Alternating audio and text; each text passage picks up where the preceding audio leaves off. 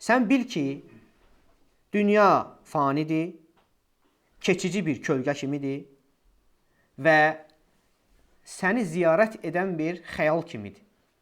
Xəyaldır sanki. Səni ziyarət edir, gedir. Necə ki Allah Azza və Cəllə Hədid surəsi 20-ci ayədə buyurur ki, bilin ki, dünya həyatı oyun, əyləncə, bərbəzək, aranızda öyünmək, var dövləti və oğul uşağı çoxaltmaqdan ibarətdir. Bunun məsəli yetişdirdiyi bitki əkinçiləri təəccübləndirən yağış kimidir. Sonra o quruyur və sən onun sapsarı olduğunu görürsən. Sonra isə o çör-çöpə dönür. Kafirlər və münafiqlər üçün axirətdə şiddətli əzab, möminlər üçün isə Allahdan bağışlanma və razılıq vardır.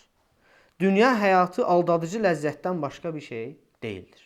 Bax, bu da ayədir, qardaşlar. Hədid surəsi 20-ci ayə. Sonra digər ayə Allah Azza və Cəllə Yunus surəsi 24-cü ayəsində buyurur ki, dünya həyatının məsəli göydən endirdiyimiz suyun məsəlinə bənzəyir ki, onun sayəsində insanların və heyvanların yediyi yer bitkiləri bir-birinə qatışar. Bol-bol çıxar. Nəhayət yer öz zinətinə bürünüb, rövnəqləndiyi və onun sakinləri onun məhsulunu yığmağa qadir olduqlarını güman etdikləri zaman gecə yaxud gündüz əmrimiz yerə yetişər. Biz onu sanki dünən heç bol məhsulu olmamış kimi biçilmiş bir sahəyə döndürərik. Biz ayələri düşünən bir qövm üçün beləcə izah edərik. Sonra növbəti ayə Kəhf surəsi 45-ci ayə. Onlara dünya həyatını misal çək. Bu dünya həyatı göydən göndərdiyimiz yağışa bənzər. Yerdəki bitkilər onunla qarışıb yetişər, sonra isə küləyin sovurub apardığı quru çör-çöpə dönər. Allah hər şeyə qadirdir. Baxın, qardaşlar, bu ayələrdəki Allah Azza və Cəllənin bənzətmələrinə baxın. Necə gözəl misallar çəkir Allah Azza və Cəllə. Nəticə nədir? Quru çör-çöpə. Qalmır sənin əlində. Bax, o bayaqlarım İbn-i Qayyim Rahimehullahın axirətin və dünyanın misalına çəkdi. O, Əli radiyallahu anhudan da gələn gözəl bir kəlam var da bu haqda. Deyir ki, Əli radiyallahu anhu deyir ki, İrtəhələtid dünya mudbirətən. Dünya arxasını çevirib gedir, deyir. وَارْتَحَلَتِ الْآخِرَةُ مُقْبِلَةً. Ahirət də deyir sənə tərəf gəlir. وَكُلُّ وَاحِدَةٍ مِنْهُمَا بَنُونَ. Onların hər ikisinin öz övladları var. Dünyanın öz övladları var, ahirətin öz övladları var. وَكُونُوا مِنْ أَبْنَاءِ الْآخِرَةِ وَلَا تَكُونُوا مِنْ أَبْنَاءِ الدُّنْيَا. Siz isə deyir, ahirət övladlarından olun. Dünya övladlarından olmayın. El-yevme amelun ve la hisab. Bugün deyir əməl var, amma hesab yoxdur. Və qadan hisabun və la əməl. Sabah isə hesab var, əməl yoxdur. İbn-i Qayyim Rahimehullahın da gətirdiyi məsələyə tam uyğundurmu, qardaşlar? Bax, dünyanın dəyəri budur. Səndən qaçır, üz çevirib gedir. Sən isə onun dalınca qaçırsan. Amma səni mütləq yarı yolda qoyur dünya. Mütləq. O da ölümdür. Öldüyün an dünya yenə davam eləyir. Sən isə qaldın. Sənin o ardınca qaçdığın dünya, əldə etdiyin və s. hamısı da sənin əlindən nə edir? Çıxır. Amma sən axirətdən qaçsan belə, o sənə yetişir. Mütləq sənə çatır. Və ona görə deyir, sən axirət oğullarından ol.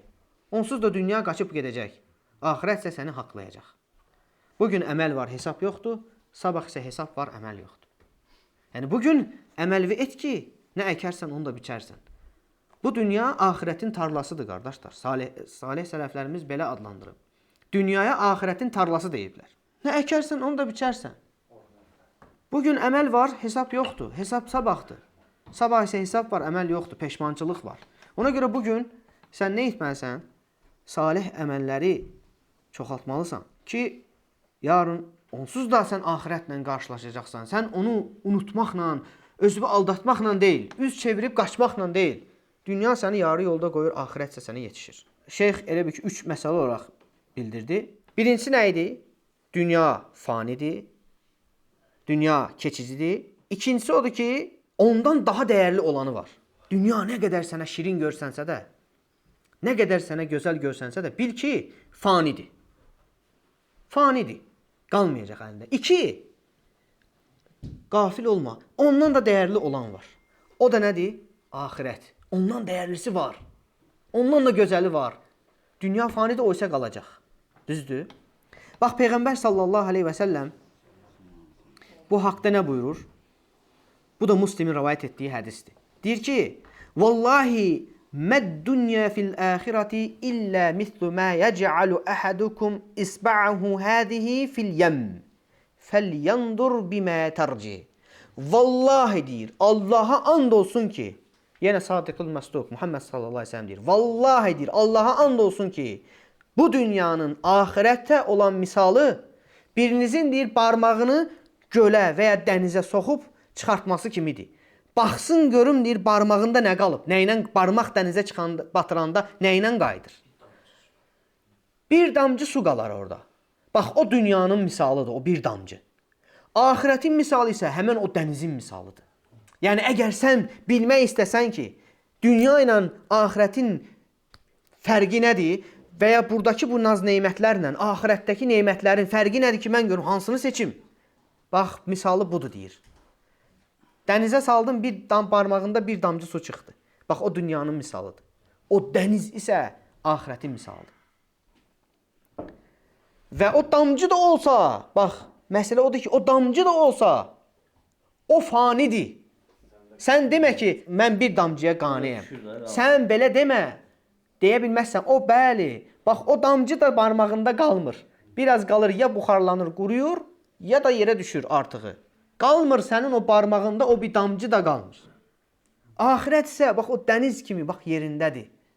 İçindəki o mirvariləri ilə, zənginlikləri ilə, xəzinələri ilə və s. dənizləri gör nələr var. Gör nə gözəl misal çəkir Peyğəmbər sallallahu aleyhi ve sellem. Və ona görə deyir, bax dünyaya qarşı zahid olan bir kəsindir misalı. Nəyə bənzərir bilirsiniz qardaşlar? Şeyx deyir. Şeyx İbn Qayyim rahimehullah. Deyir ki, bir kəsə deyirlər ki, əlində gümüş pul var. Bir kəsin əlində bir dənə gümüş pul var. Ona deyirlər ki, bu gümüş pulu sən at, bir dirhəm, deyir at, mən sənə qarşılığında 1000 dinar verəcəm. Dinar da qızıl puldur. Bax, dünyaya qarşı zahid olmağın məsələdir bunun kimidir. Kim ki, dünyaya qarşı zahid olarsa, onun əvəzini Allah azə və cəllə bax, elə qat-qat artıq verəcək. Ahirət neymətləri ilə, həqqi daimi neymətlərlə. Üçüncü və ən mühüm məsələ, qardaşlar. Birincini, ikincini dinləyəndə deyirsən ki, mən dünyaya qarşı necə zahid olum? Axı, mənim dünya ehtiyaclarım var, mən də istəyirəm, və s. Üçüncü məsələ, şeyx gör, hardan vurur? Sənin deyir, bil ki, dünyaya qarşı zahid olmağın Allahın sənə yazdığının qarşısını onsuz da almayacaq. Sənə gələn yenə gələcək. Allahın sənə yazdığı yenə gələcək sənə.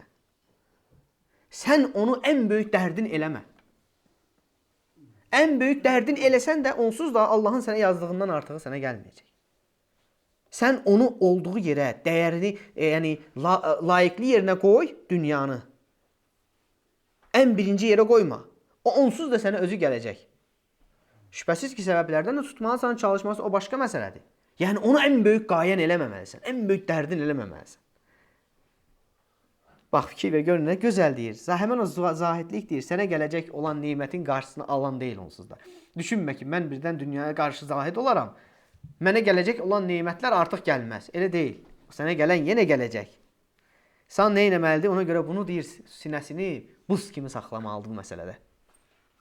Sinəsini buz kimi saxlamalıdır. Peyğəmbər sallallahu aleyhi ve sellem'dən də bu haqda hədis var. Kimin ki deyir, dünya ən böyük dərdi olar, dərdi dünya olar. Kimin ki dərdidir, dünya olar. Nə olar nəticəsi? Kasıblıq onun deyir, iki gözünün arasında olar. Düzdür? Daim onunla dərdlənər.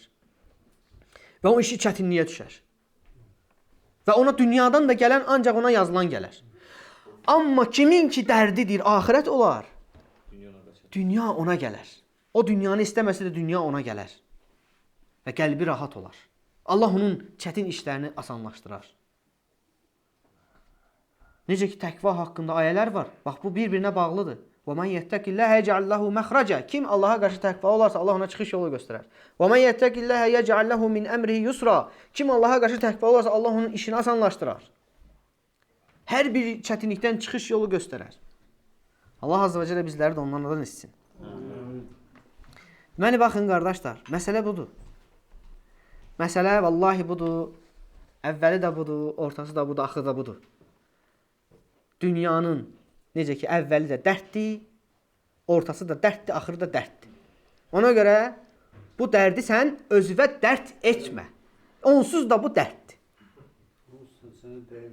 Bəli, onsuz da bu dərddir. Bəli, onsuz da bu dünya nədir? Dərddir. Sən onu böyük dərdin eləmə. Sən dərdini axirət dərdi et. O dərd onda kiçiləcək. Bax, kim ki dərdini bu hədislərdən, bu ayələrdən, bu alimlərin sözlərindən bizim başa düşdüyümüz budur, qardaşlar. Mən şəxsən başa düşdüyüm budur ki, onsuz da bu dərd var. Sadəcə sən axirət dərdini, ən böyük dərdini et ki, o dərd kiçilsin, gözə görünməsin, hiss etmə onu. Allah Azze və Cəllə bizlərin dərdini axirət dərdi etsin. Dərdimizi axirət dərdi edə bilək. Onu əldə etməkdən ötürü, oradakı neymətləri qazanmaqdan ötürü, bax, dərdimiz o olsun. Səyimiz o olsun, qayəmiz o olsun, amalımız, məqsədimiz o olsun. Uca Allahdan diləyirəm bizə işli faydalardan etsin. Allah Azze və Cəllə bizlərin qəlbini islah etsin. Əməlimizi də islah etsin, imanımızı da islah etsin. İmanımız da, qəlbimiz də, əməllərimiz də doğru yol üzrə, istiqam üzrə olsun. Allahümme amin. Və subhanəkə Allahümme hamdik. Əşhədu ən la ilahə illə ənt əstəğfiruka və tubu ileyk.